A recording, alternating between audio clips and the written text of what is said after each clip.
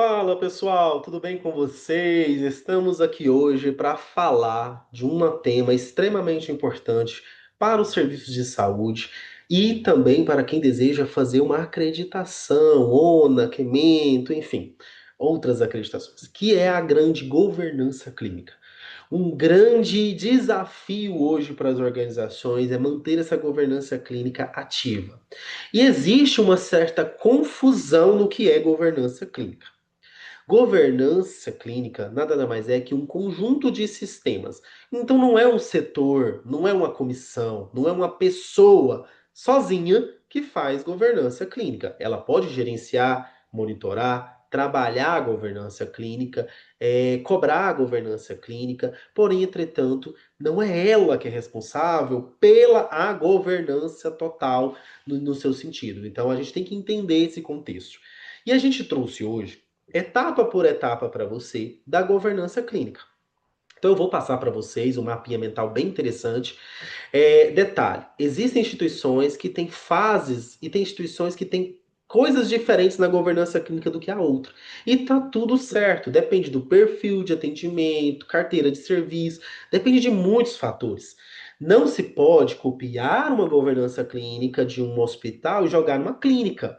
São coisas diferentes, são situações diferentes. Algumas coisas são similares, mas a gente tem coisas que são bem diferentes. Por isso, sem muita delonga, eu já vou aqui para o nosso conteúdo, para que a gente já possa mostrar para você realmente como que seria uma boa instituição de uma governança clínica.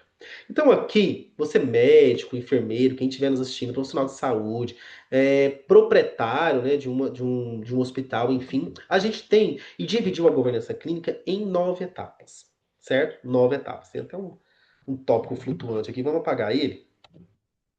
Beleza. 9 etapas. Então a gente tem a primeira etapa, que é a constituição de uma política e de um manual. Essa constituição de uma política manual, ela vai trazer diretrizes, né, para uma governança clínica. Então ela vai determinar o que é governança clínica, o que faz a governança clínica e como nós vamos atingir a governança clínica. Tem instituições que têm só política, tem instituições que têm só manual, tem instituições que têm os dois. O manual é um pouco mais operacional, né? E a política é um pouco mais determinativa, mais subjetiva, trazendo ali realmente mais direcionamento. E o que tem que conter?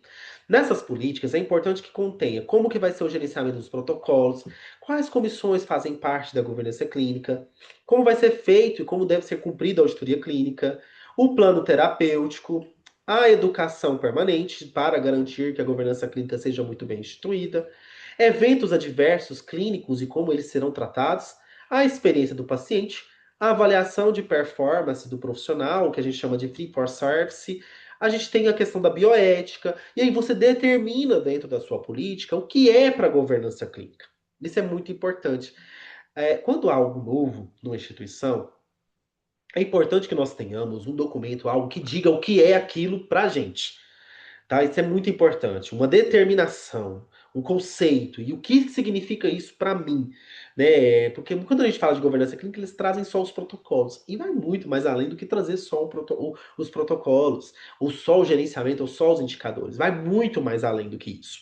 E aí depois a gente tem a outra etapa, depois que aqui não precisa ser nessa sequência, mas a gente trouxe uma sequência para trazer uma linha de raciocínio para vocês, que é o perfil epidemiológico. Aonde, nesse perfil, eu determino se ele é cirúrgico, se ele é ortopédico e qual que é o seu CID principal, cirurgia de fratura de fêmur. Ok, ele é obstétrico, qual que é o protocolo, hemorragia pós-parto, né? E aí a gente tem um perfil definido, quando a gente tem esse perfil, nós partimos então para a construção dos protocolos clínicos. Então tem uma construção, tem que ter um treinamento, uma implantação e um monitoramento dos protocolos baseado no meu perfil epidemiológico. O que acontece nas organizações? Muitas das vezes elas têm os protocolos, e esses protocolos, muitas das vezes, eles são avulsos. Tem protocolo, por exemplo, eu vou dar um exemplo aqui, eu vou pegar um protocolo de obstetrícia, um HPP, por exemplo, para uma instituição que não faz atendimento obstétrico. A gente já pegou essas situações. E isso acontece demais. Então não é ter vários protocolos, é ter os protocolos certos e os protocolos que vão trazer efetividade clínica e operacional, eficiência operacional e efetividade clínica. Quando a gente tem esses protocolos instituídos, a gente tem que ter esses indicadores que vai trazer qual que é a efetividade e qual que é a eficiência operacional do protocolo. A gente traz para as etapas da comissão. E toda comissão ela tem que ter um regimento, uma portaria, uma ata de reunião, um relatório, indicadores e ações.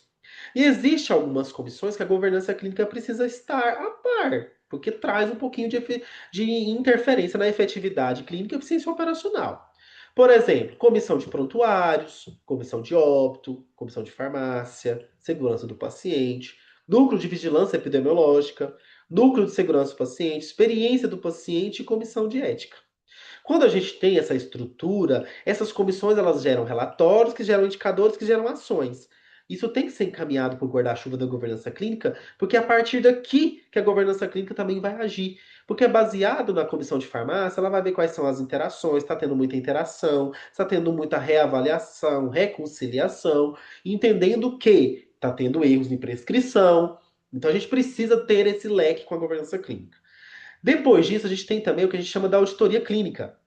E essa auditoria clínica, ela tem protocolos que estão sendo seguidos e efetivos. Ah, eu vou auditar todos os protocolos. Pode sim, se você tiver time, ok. Se não, audita os três primeiros protocolos dentro do seu perfil. Aqueles três mais principais. Então, por exemplo, se você é um hospital oftalmológico, então você vai auditar oftalmológico, você é um hospital que tem oftalmologia, um hospital de plástica e um hospital de, deixa eu pegar aqui, um hospital ortopédico. Então você vai pegar um protocolo de, de principal da oftalmologia, um protocolo principal da plástica e um protocolo principal da ortopedia e vai trabalhar essa auditoria clínica. E essa auditoria clínica ela tem que ter um plano, ela tem que ter um cronograma, uma data, uma hora, um relatório, metas por ciclo de auditoria clínica e ações de melhoria, para você fazer o comparativo se a auditoria foi efetiva ou não. Além disso, você tem também a construção do plano terapêutico singular, que é quando você garante que existe um tratamento singular para um paciente.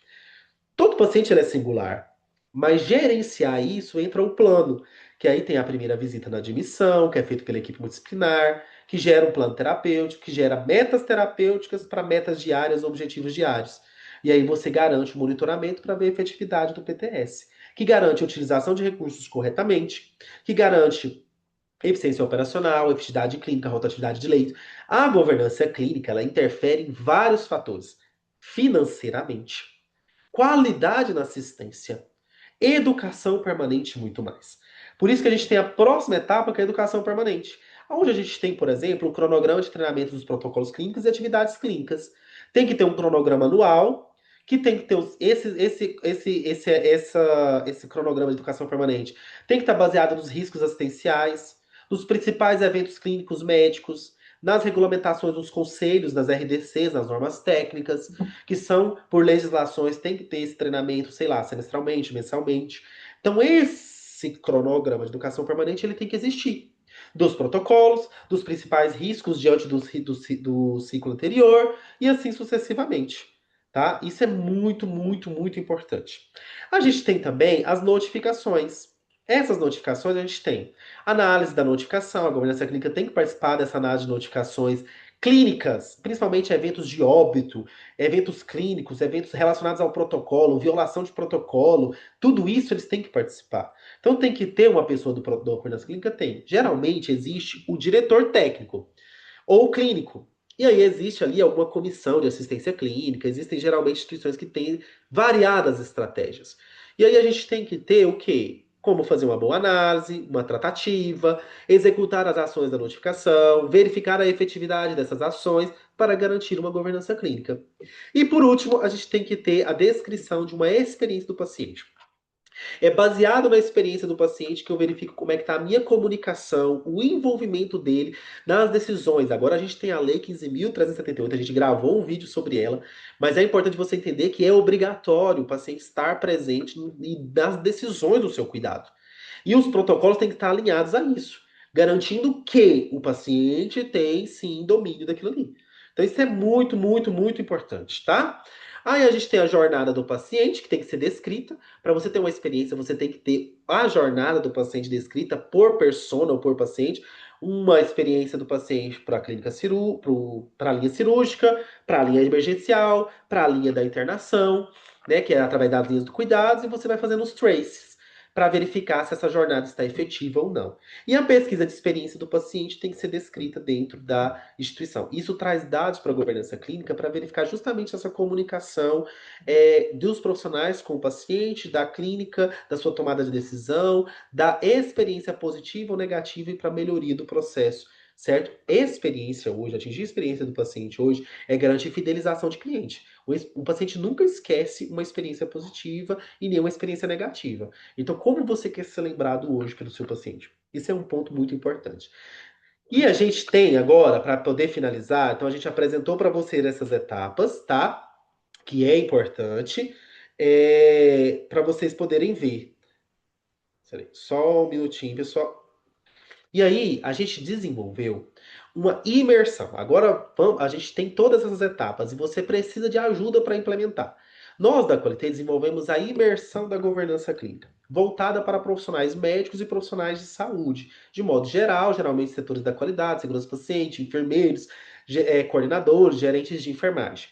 E essa imersão, ela vai ser uma imersão de 6 horas, pessoal. Dá licença aqui só para apresentar isso para vocês. A gente vai ter esses temas, o objetivo e o tempo. E eu vou deixar isso aqui no link aqui para vocês acessarem essa programação. Além dessa programação, você vai receber modelos de documentos. Modelo de manual, modelo de política, template, modelo de protocolo, plano de implementação dos protocolos, relatório da auditoria clínica, modelo de plano terapêutico e assim sucessivamente. E nós temos a data dessa imersão para acontecer agora em maio, em 30 de maio de 2026. Então, das 8 às 14, do dia 30 de maio de 2026, vai acontecer essa imersão. Ela totalmente remota e síncrona pela plataforma Teams. O público-alvo é os profissionais médicos. Porém, entretanto, todavia, a gente sabe que existem outros profissionais que trabalham com a governança clínica. E aqui tem o nosso contato e as nossas redes sociais. Então eu vou deixar isso daqui aqui na descrição do nosso vídeo para você acessar e baixar essa programação e quem sabe não divulgar e até participar da nossa imersão.